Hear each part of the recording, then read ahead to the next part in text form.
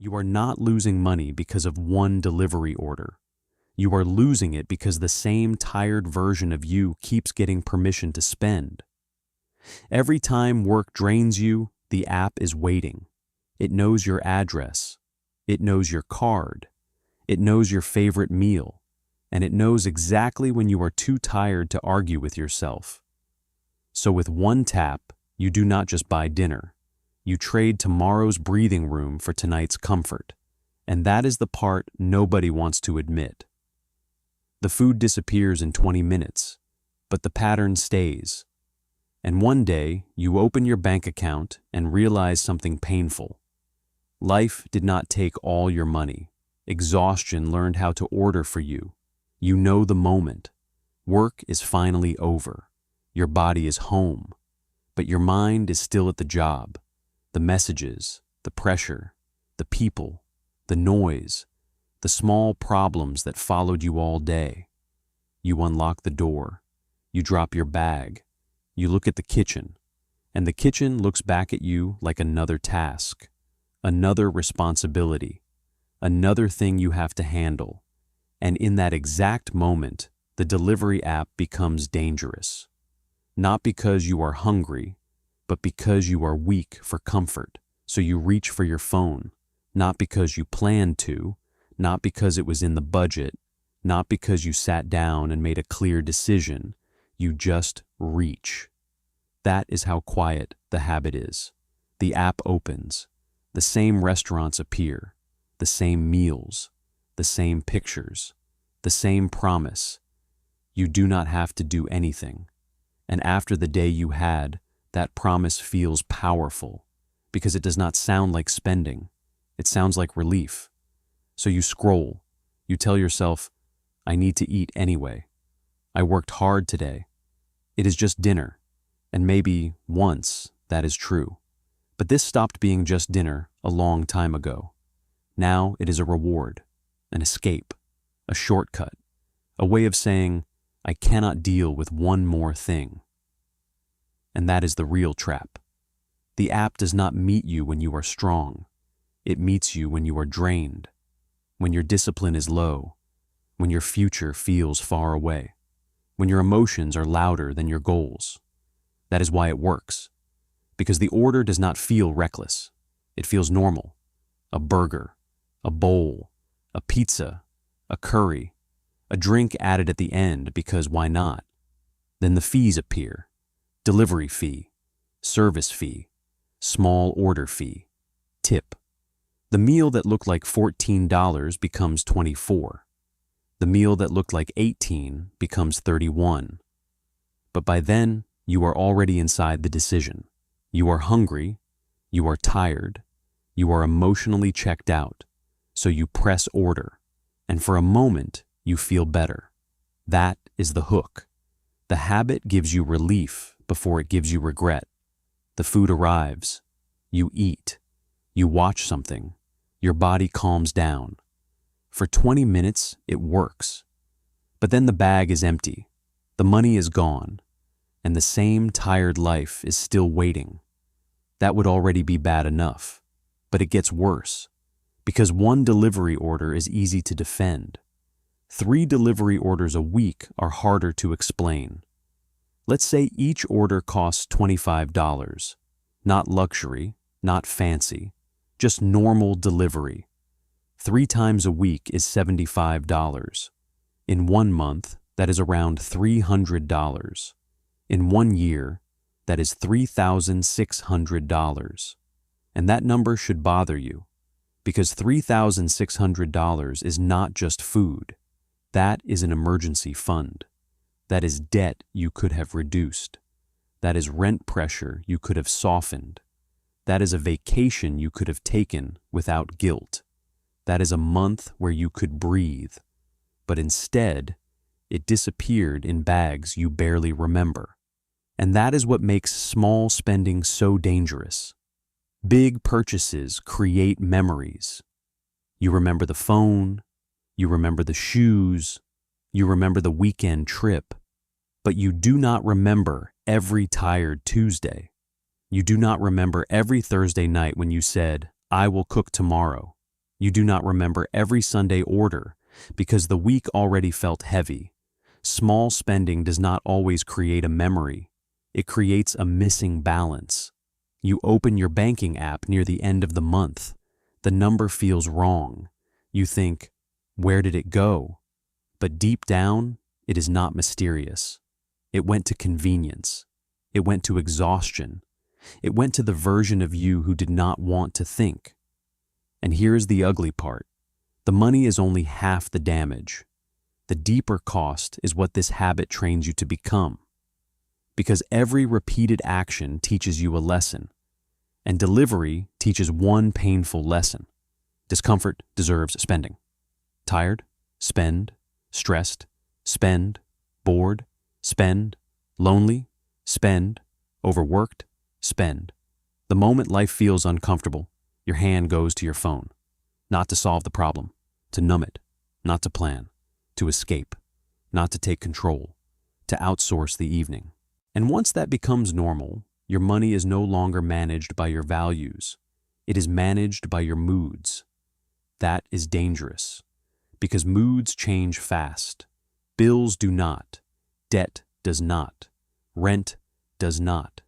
The future still arrives, whether tired, you prepared for it or not. And this habit quietly tells the future, you can wait. Tonight gets the money. Tomorrow gets whatever is left. That sentence should hurt, because that is how many normal workers live. They work hard. They earn money. They pay bills. Then they give the rest away in moments of tiredness, not because they are stupid, not because they are lazy, because they are exhausted, because after a long day, one part of life needs to feel easy. And that is important. You are not weak for wanting comfort. You are human. You are not stupid for being tired. You are normal. But your tiredness cannot be allowed to make unlimited financial decisions. That is the line. Because if every hard day becomes a reason to spend, your hard work never gets to build anything. It only funds your recovery. You work. You get drained. You order. You feel better. You repeat. Then month after month, you wonder why nothing changes. But maybe the problem is not that you are bad with money. Maybe you are just letting your weakest hour make your most repeated decision. That is different, and it means you can change it. But first, you have to destroy the excuses. It is just dinner. No, it is dinner once. It is a pattern when it repeats. I deserve it. Maybe. But you also deserve peace at the end of the month. You deserve savings. You deserve options. You deserve to check your balance without feeling nervous. Life is short, yes, but life gets very long when you have no breathing room. My salary is the real problem. Maybe your salary is too low, but that makes this habit more serious, not less. When income is limited, leaks matter more. A rich person can ignore a leak for longer. A normal worker cannot. Every repeated expense has weight. Every automatic order has a cost. Every tired decision becomes part of your financial story.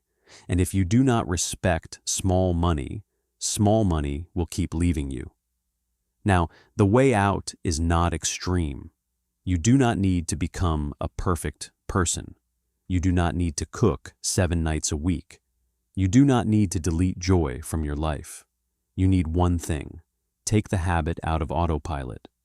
Because the goal is not to never order again.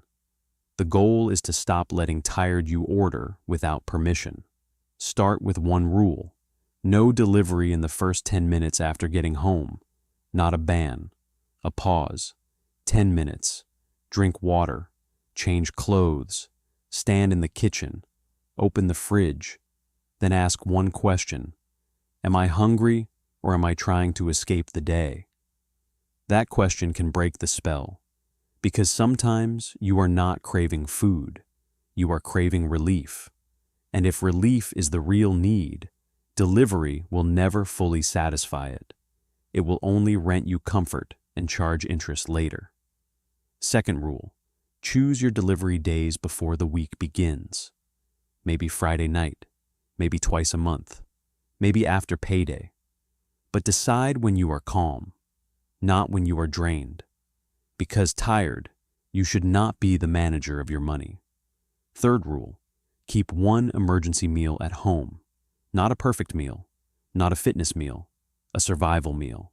Pasta, eggs, rice, frozen vegetables, soup, sandwich ingredients, anything cheap, anything fast, anything that protects you from the app. Because when there is no backup, delivery becomes the backup, and delivery is an expensive backup. Fourth rule, track the weekly total, not each order, the weekly total. Because one order can lie. A weekly number tells the truth. When you see $75 in 1 week, you feel it. When you see $300 in 1 month, the illusion breaks. And when the illusion breaks, control comes back. This is not about being cheap. This is about self-respect. Discipline is not punishment. Discipline is protection. It is you standing at the door of your future and saying, "My exhaustion does not get to spend everything I worked for." That is strength, not loud strength, not motivational poster strength, real strength, the quiet kind, the kind that says no when nobody is watching, the kind that chooses a simple meal at home because peace matters more than convenience. The kind that understands something most people learn too late. Money is not only lost in big mistakes, it is lost in repeated permissions. Every automatic order is a vote for comfort now, or a vote against pressure later. And every time you stop one order, you prove something to yourself. You prove that tiredness can be felt without being obeyed. You prove that your habits are not stronger than you. You prove that your future still has a voice. And the next time you come home exhausted, the app will still be there. The pictures will still look good. The old excuse will still appear, "I deserve it." But now you will hear the other voice too, the calmer one, the stronger one, the one that says, "Yes, I deserve comfort. But I also deserve control." And that is the moment everything starts to change. Not because you saved $25, but because you interrupted the pattern. You stopped letting the worst part of your day decide what happens to the best part of your paycheck. You stopped treating convenience like survival. You stopped feeding the habit that was quietly feeding on you. And maybe nobody claps for that. Nobody sees it. Nobody knows you chose the boring meal. Nobody knows you deleted the app from your home screen. Nobody knows you kept your money that night. But you know, and that matters. Because financial control is built in private, in small choices, in tired moments, in quiet evenings where nobody is watching and the easy option is one tap away. That is where your future is either protected or sold. One order at a time. Ending line. Some people do not lose their future all at once. They order it one tired evening at a time.